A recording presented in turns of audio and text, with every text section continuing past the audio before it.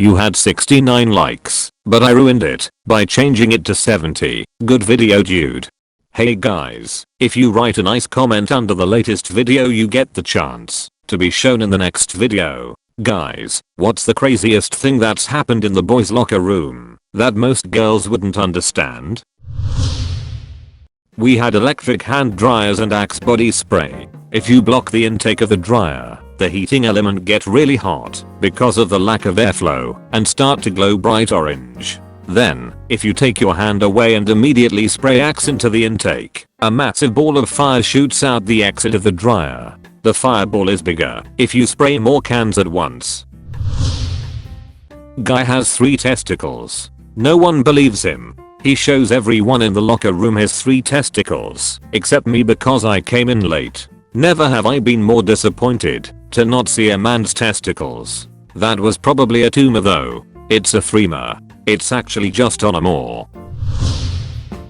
Had an all-day sport assessment, so every boy in my year was in the boys' locker room. Good idea to start with. Between assessments we were told to just wait and there 5 minutes passed, and next thing we knew the teacher walked in on 2 guys lighting each other's pubes on fire and putting each other out by humping each other whilst everyone watched. Not sure if the girls were doing that, haha. A fat kid called another small kid gay, bullying him basically. The small kid then proceeded to go to the back, pick up the changing room hoover, and then chased after the fat kid trying to suck on his man tits. It was a good day till Mr. Hoves came in. Edit. Okay, for context, this fat guy had been bullying this kid for a while and I think the kid just snapped. Although it was funny, it was also kinda scary. Imagine this little 5'5" skinny goblin child carrying such a big heavy hoover while running so fast it scared this huge fat guy. Oh, and yes, he did manage to get it on his left tit. Left a nasty mark that Mr. Hoves saw. My teammates and I poured shampoo on the tiles and had a contest to see who could belly side the farthest. The shower pee bombs. Only possible for those with foreskin as is normal in Sweden. Close up your pee with your foreskin and pee until your foreskin can't hold it anymore and it blows. As a girl, I didn't witness this one, but our gym teacher told us about it. All the boys in my gym class collectively smeared the entire locker room with deodorant. Every wall, every surface. I've always wondered what was going through their heads that made them all decide to do that. We were bored one day and I started tapping on the lockers rhythmically. Then another person started stomping. It ended with all of us making a sick beat and us chanting something. It was a bonding moment for us guys. In basic training, we were all in the showers after a particularly brutal day in 100+ degree heat. We were told that showers weren't supposed to last longer than 2 minutes, or about as long as it took to sing the national anthem. I started singing it to myself, and then the goofy dude next to me started harmonizing. Before the end of the 3rd line all 40-something of us were belting it out while standing at attention, stark naked in the showers. They might understand IDK, but I fought my friend in the locker room. Didn't last too long before the coach walked in, but it was a pretty bloody fight. At my school you got expelled for fighting, so when the coach came in we both said it was an accident. The coach could tell it wasn't, but he just went with our story. Oh, and we were back to being friends after the fight. Letting out the loudest, longest, nastiest, melt the paint off the walls fart, and getting compliments, and asking what the hell you ate so the others could try to recreate it. After every P.E. lesson someone would stand against the shower wall and everyone else would throw their shoes at them. It went through the register who would stand against the wall. Don't remember how it started, but it went on from year 8 through to year 11th. Someone in my older brother's class stuck a matchbook on my brother's back right above his belt and lit it on fire as a prank, I guess. My brother got a pretty serious burn at the base of his back about the size of an apple. He didn't tell anyone about it because he wasn't a snitch, but as he was getting ready for practice after school in the locker room, his coach saw it and assumed my brother was being abused. And my brother not admitting how it happened made everyone at the school assume the worst. My parents got called in, and when the teachers threatened to call the police on my dad, my brother finally told them what happened. The kid who did it was going to get expelled for, you know, setting someone on fire. But my dad was an education is the most important thing in the world kind of guy and went to bat for the kid. I think the kid ended up with 3 years of detention, but he did get to stay in the school. We all got handed Bibles one day for whatever reason, just before PEP, so they got set on fire and a flaming Dodge Bible fight was had. We covered ourselves and the floor entirely in soap and then all did the belly penguin slide across the room in turns while the others were screaming like cavemen at the contestants.